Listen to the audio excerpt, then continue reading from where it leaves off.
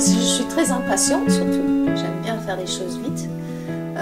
Au début, je faisais des choses vite et ils s'écroulaient. Maintenant, je fais des choses vite et ils s'écroulent moins parce que j'ai plus de pratique.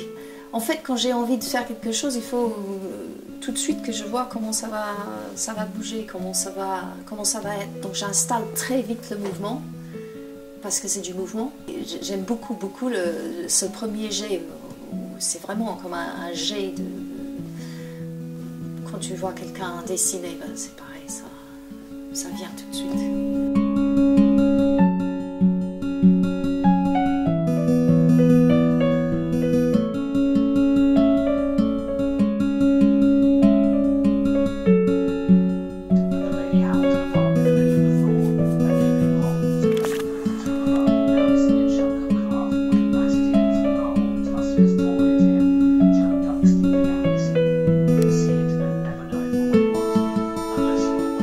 Faire des toutes petites choses, je trouve ça très difficile.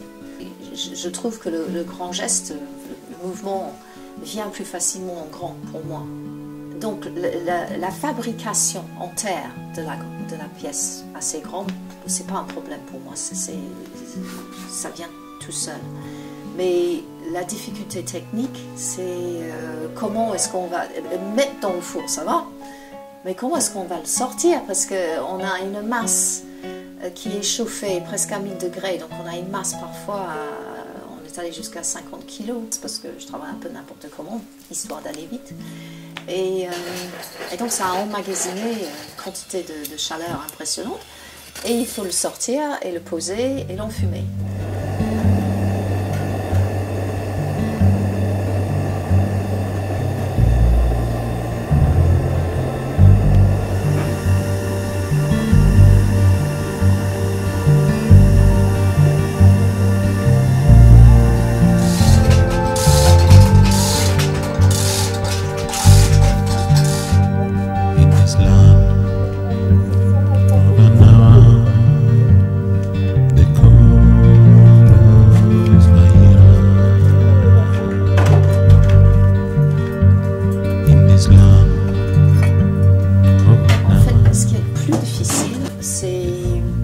C'est souvent d'enlever la sueur, parce qu'il y a une énorme appel d'air à ce moment-là. Et ça fait des grosses flammes.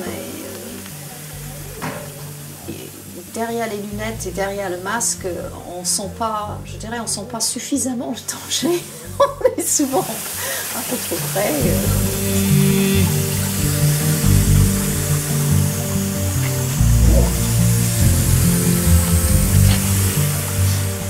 C'est un moment horrible. En fait, au moment où on sort la pièce, j'ai presque envie de fermer les yeux, parce que c'est tellement de travail, c'est tellement de temps que j'ai passé sur ces grosses pièces. Je me dis, il suffit d'un petit truc et ça c'est très... Alors du coup, je redoute beaucoup les cuissons.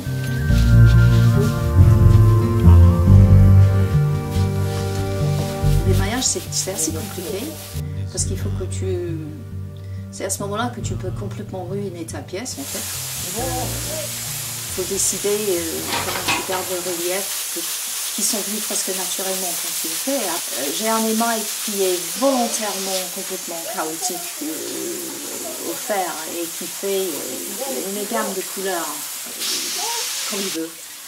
Et j'épouse ce truc-là, je veux être surprise, je n'ai pas du tout envie d'être maître du jeu. Et en même temps, je sais que ça peut complètement foirer. Donc je suis de très mauvaise humeur quand j'émaille, il ne faut pas m'approcher, il ne faut pas venir. Et la même chose arrive quand il y a la cuisson, c'est-à-dire que je dis, c'est pas là, je sais que ça grimpe, on est à 940, je regarde, c'est presque là, bon on va aller prendre un café. Et puis, est-ce que c'est... Et puis je deviens de plus en plus nerveuse et puis je sais qu'il faut ouvrir le four. De toute façon, c'est comme la grossesse, hein, à un moment donné, on ne peut pas continuer comme ça.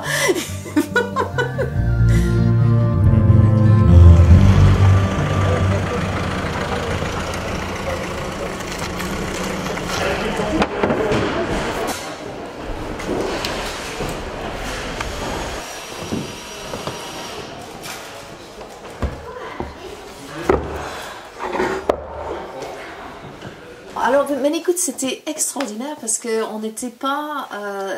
là, c'était quelque chose complètement à part. Parce que là, on était parmi des gens fous de la nature. Je crois que c'est le cas de le dire, c'est des fous de la nature. Tout le monde était passionné déjà par les animaux.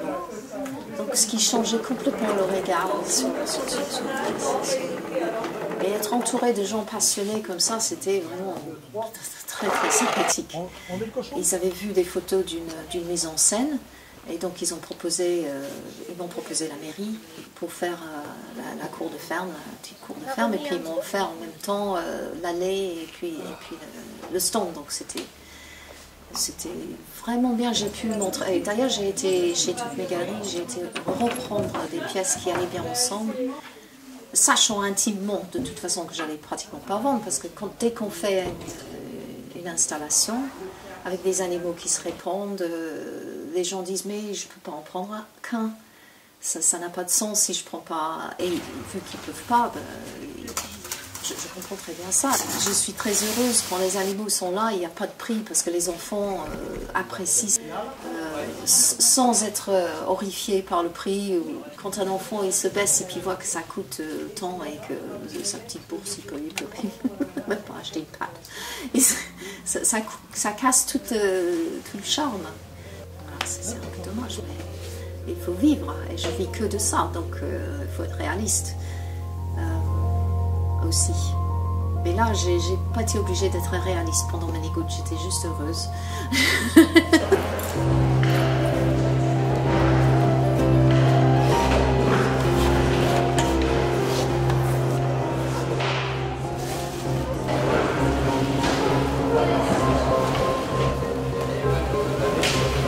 J'ai horreur de vendre.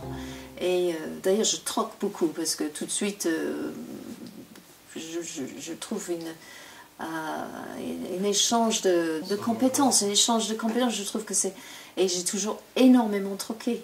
Parce que si les gens rentrent et disent « Ah, c'est beau, mais je ne pourrais jamais acheter ça. » Moi non plus, je ne pourrais jamais acheter ça. Mes prix sont impossibles pour moi, je ne pourrais jamais acheter mes pièces. Alors je leur dis bah, « Qu'est-ce que vous faites ?»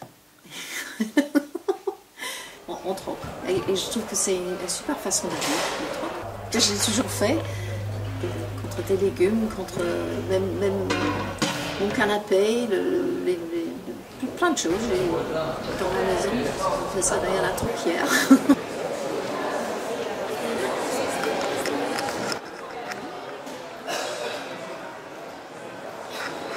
Donc les prix pour la... Où est-ce qu'ils sont les... Ah ben ils sont là, tiens. J'ai tout alors. Parce que j'aime les animaux. Oui. En vrai, je suis émue par les animaux. Je suis émue, je les respecte. J'ai le cœur qui se retourne quand je vois des rapaces en vol. Je suis très émue par les animaux. Et le jour où je ne suis plus émue, j'arrêterai de faire ce que je fais.